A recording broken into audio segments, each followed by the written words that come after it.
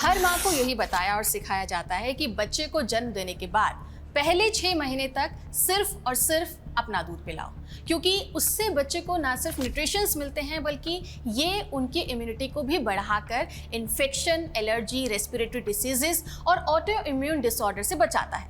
कई रिसर्च भी यही बताती है कि ब्रेस्ट मिल्क की क्वालिटी बच्चे के इंटेलेक्चुअल डेवलपमेंट को इन्हांस करने, आयरन की डेफिशिएंसी को कम करने और यहाँ तक कि बच्चों में होने वाले मोटापे की समस्या को भी दूर करने में ज़रूरी होता है।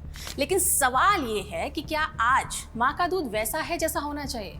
जरा सोचिए, अगर माँ के दूध में पेस्टिसाइड्स और यूरेनियम जैसे खतरनाक केमिकल्स मिल जाएं तो क्या होगा? बिहार में एक रिसर्च की गई जहां ब्रेस्ट फीडिंग मदर्स के दूध के सैंपल लिए तो वहां तकरीबन हर एक माँ के दूध में यूरेनियम पाया गया। सवाल आता है कि माँ के दूध तक ये यूरेनियम पहुंचा कैसे और इसका बच्चों की हेल्थ पर क्या असर पड़ेगा? इन सभी सवालों के जवाब समझते हैं हमारे इस वीडियो में। नमस्कार, मैं हूं डिम्पिका और आप देख रहे हैं खबरगाम। बिहार में पटना के महावीर कैंसर संस्थान, दिल्ली के एम्स और पंजाब की लवली प्रोफेशनल यूनिवर्सिटी ने मिलकर एक रिसर्च की।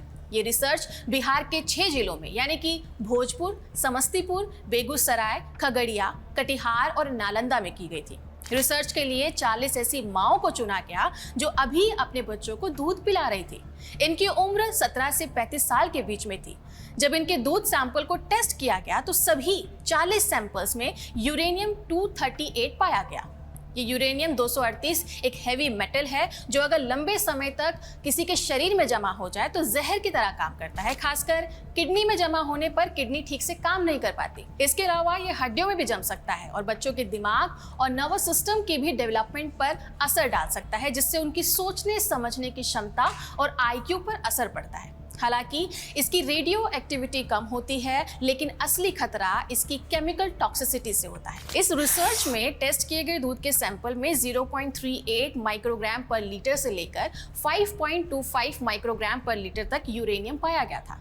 दुनिया भर में अगर देखें तो पीने के पानी के लिए WHO ने 60 से 70 किलो के वजन वाले लोगों को 30 माइक्रोग्राम पर लीटर तक का जो यूरेनियम है उसका कंजम्पशन सेफ बताया है, क्योंकि इससे हमें कोई बड़ा नुकसान नहीं होता है, क्योंकि किडनी इस यूरेनियम को आसानी से हैंडल करके पेशाब के रास्ते बाहर निकाल देती है। ऐसे में आप में से कुछ लोग ये सोच सकते हैं कि अरे माँ के दूध में तो सिर्फ 5.25 माइक्रोग्राम मिला है तो ये बहुत कम हुआ, इसका नेगेटिव असर कैसे हो सकता है? पर ऐसा नहीं है। एक नवजात बच्चा सिर्फ 3 से 4 किलो का होता है। अब अगर माँ के शरीर में 5 माइक्रोग्राम यूरेनियम पाया गया है तो उसका असर बहुत कम होगा उस माँ के लिए, क्योंकि उनका वजन ज़्यादा है। लेकिन वहीं 5 माइक्रोग्राम का एक छोटा सा हिस्सा अगर दूध के जरिए बच्चे के शरीर में गया तो बच्चे के लिए वो डोज 15 से 20 गुना ज़्यादा हो जाती है। ऊपर से बच्चों की किडनी, लीवर, दिमाग सब कुछ अभी बन ही रहा होता है। वो यूरेनियम को बाहर निकाल नहीं पाते, जिसकी वजह से उनको ये ज़्यादा नुकसान पहुंचाएगा। अगर 6 महीने या उससे ज़्यादा समय के बच्चों को यूरेनियम वाला दूध जो पिलाया जा रहा है तो पॉसिबिलिटी है कि उन बच्चों की किडनी खराब हो जाएगी, ब्रेन का डेवलपमेंट स्लो हो जाएगा और भी तरीके के नुकसान हो सकते हैं। अब सवाल यह है कि यूरेनियम आखिर माँ तक पहुँचा कैसे? बिहार में कुछ इलाकों में यूरेनियम जियोजेनिक सोर्स है, यानी कि नेचुरली ये ज़मीन में मौजूद होता है। वहाँ के ज़्यादातर लोग ट्यूबवेल का पानी पीते हैं। पहले हुई कुछ रिसर्चेस में ये बात सामने आई थी कि यहाँ के कई इलाकों में या कई जिलों में आर्सेनिक बहुत ज़्यादा है, लेकिन अब यहाँ पर यूरेनियम भी मिला है। माँ के दूध सैंपल पर हुई रिसर्च से पहले यहाँ 273 ट्यूबवेल का पानी भी चेक किया गया था, जिनके रिजल्ट में सुपौल में 82 माइक्रोग्राम, नालंदा में 77, वैशाली में 66 तक यूरेनियम मिला था, जो लिमिट से कहीं ज़्यादा था। ऐसे में जब वो पानी माएँ पीती हैं या खाना बनाती हैं तो उसके ज़रिए ये यूरेनियम उनके शरीर में चला जाता है और फिर ये बच्चों तक पहुँचता है। कुछ लोगों का सवाल हो सकता है कि क्या ऐसे में माएँ अपने बच्चों को दूध पिलाना बंद कर दें? तो जवाब है नहीं।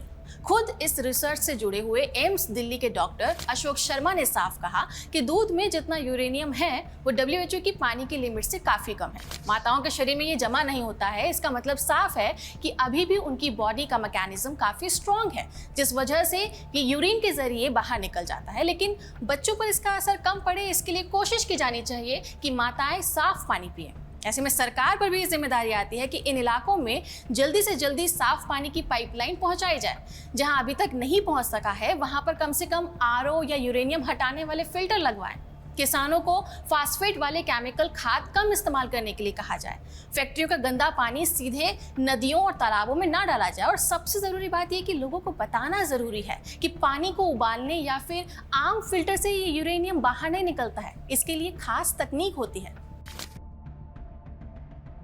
खैर, ऐसा नहीं है कि ये कोई पहला मामला है जिसमें इस बात को सबके सामने लाने की कोशिश की है कि बढ़ता प्रदूषण, खराब होती मिट्टी और जहरीला होता पानी सीधे तौर पर न सिर्फ माताओं के लिए बल्कि उनके बच्चों के लिए भी जहर बन रहा है। इससे पहले राजस्थान की 105 ब्रेस्ट फीडिंग मदर्स के दूध के सैंपल्स लिए गए थे, जिनकी उम्र 26 से 42 साल के बीच में थी और जो 15 दिन से लेकर 2.5 साल तक के बच्चों को ब्रेस्ट फीडिंग करा रही थी। उनके दूध में भी पेस्टिसाइड्स, डिटर्जेंट, यूरिया, मेलामाइन और फार्मेलिन जैसे खतरनाक केमिकल्स पाए गए थे। यहाँ तक कि टेलीग्राफ की एक रिपोर्ट के मुताबिक बिहार में इससे पहले हुई रिसर्चेस में पता चलता है कि वहाँ की लगभग 3/4 महिलाओं के दूध में पारा यानी कि मर्क्यूरी की मात्रा खतरनाक लेवल तक पहुंच चुकी है। इसमें लगभग 181 औरतों के सैंपल्स में से 134 महिलाओं यानी कि करीबन 74% के दूध में पारे की मात्रा पाई गई, और इनमें से 56 औरतों में तो ये तय सीमा से 30 गुना ज्यादा थी। ऐसा ही कुछ हाल अफ्रीका, अमेरिका और यूरोप जैसे देशों में भी देखने को मिला है।